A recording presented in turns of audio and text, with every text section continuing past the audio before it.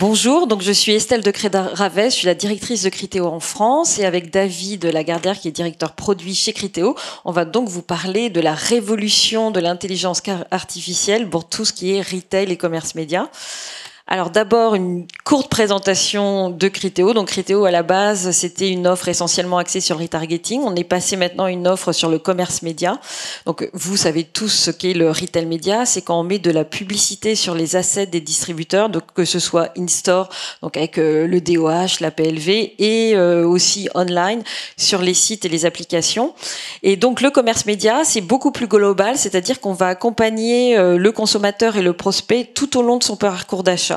Et donc la mission de Criteo, c'est vraiment de délivrer le bon message à la bonne personne et au bon moment. Et donc là, l'intelligence artificielle nous le permet grâce à ces innovations dont va vous parler David.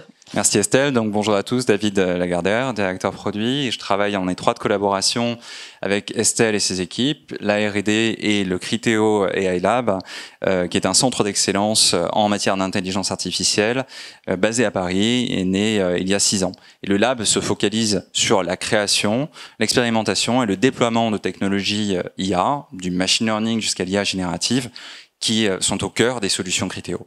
Oui, c'est vrai que l'intelligence artificielle fait vraiment partie de l'ADN de Criteo, parce que pour la petite histoire, Criteo à la base c'était un algorithme de recommandation, mais pour les choix des films. Et donc l'IA aujourd'hui encore, c'est un des 3 piliers de Criteo avec nos équipes et nos clients. Et donc on se rend compte tous que l'IA maintenant est vraiment au cœur de toute la publicité digitale, que ce soit de l'achat programmatique à la création publicitaire. Et pour ça, Criteo par exemple, pour vous donner un ordre de grandeur, on traite les données consenties de 700 millions d'utilisateurs potentiels et 4 milliards de références produits. Donc évidemment, heureusement qu'on a l'intelligence artificielle pour nous permettre d'avancer. Et quand on discute avec nos clients, nos partenaires, que ce soit les agences, les annonceurs, les retailers, on se rend compte que toucher la bonne personne, c'est de plus en plus complexe et surtout la toucher au bon moment dans son parcours d'achat. Et voilà, parce que si on regarde le parcours d'achat, donc là, vous allez me dire, un parcours d'achat, c'est basique. Il y a la découverte, l'intention, l'achat et ensuite la fidélisation. Mais on se rend compte que maintenant, c'est beaucoup plus fragmenté que ça. C'est-à-dire que si on prend l'exemple d'une valise, qu'est-ce qui déclenche chez moi l'envie d'acheter une valise? Est-ce que c'est parce que j'ai vu quelqu'un dans un aéroport, une gare qui avait une valise sympa? Est-ce que je l'ai repéré sur Instagram ou dans un magasin? Est-ce que c'était sur un site, sur une appli, à la télé? Et après, une fois que j'ai pris ma décision, pourquoi tel modèle? Est-ce que c'est parce que je suis allée dans un magasin et j'ai trouvé une marque plus sympa ou j'ai trouvé une marque qui était moins chère? Et après, il y a aussi la question, mais où est-ce que je vais acheter cette valise? Est-ce que je vais aller sur le site de la marque ou est-ce que je vais aller dans un magasin que je connaissais pas, mais j'ai vu sur Internet qu'ils avaient une promotion intéressante? Donc on se rend compte maintenant que le parcours client est plus du tout linéaire et que surtout ce qui est valable pour un consommateur A ne sera pas forcément pour un consommateur B. Donc effectivement, le parcours consommateur est en pleine mutation et présente un certain nombre de difficultés techniques pour le décrypter. Mais heureusement, on a désormais à notre disposition une IA qui n'a jamais été aussi performante. Grâce au deep learning ou apprentissage profond, l'IA est désormais multimodale, c'est-à-dire qu'elle peut extraire avec fiabilité du signal de l'information de signaux, aussi bien texte que voix, que images ou vidéos. Et l'IA est également robuste, de plus en plus robuste à la perte de signal, ce qui permet d'opérer sous différentes conditions d'adressabilité.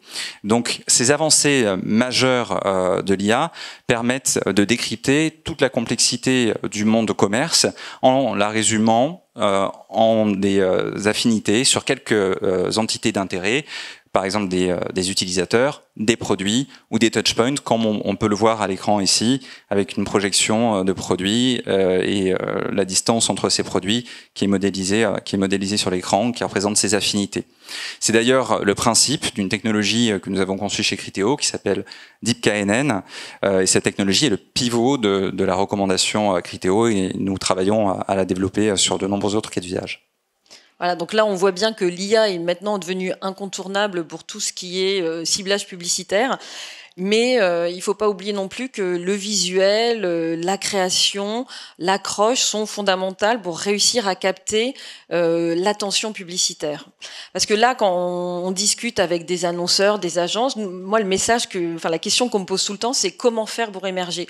Comment faire pour toucher un consommateur qui connaît pas encore ma marque dans un paysage qui est quand même ultra fragmenté et très saturé d'annonces.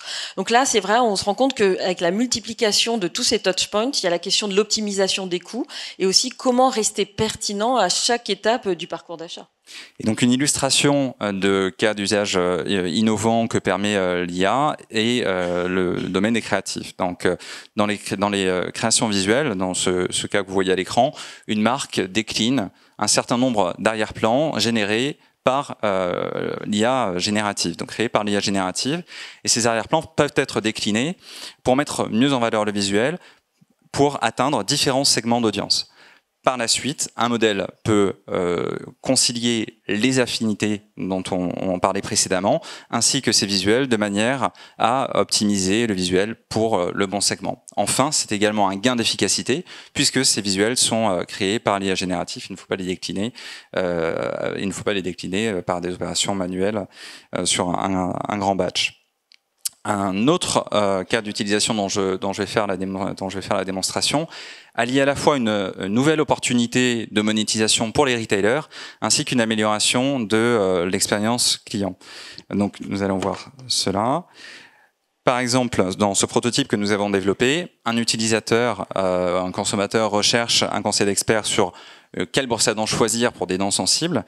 L'IA va générer une réponse et c'est l'opportunité de placer un produit sponsorisé de brosse à dents dans cette réponse-là. Le consommateur poursuit la question, demande à la raffiner, et là on va pouvoir résumer la conversation et chercher un produit qui correspond à une brosse à dents électrique qui était la question du consommateur. Le consommateur clôt la conversation avec une dernière question sur le fait que la brosse à dents soit adaptée ou non à des enfants. Là encore, on résume la conversation avec l'IA et avec les affinités, on va chercher le bon produit sponsorisé.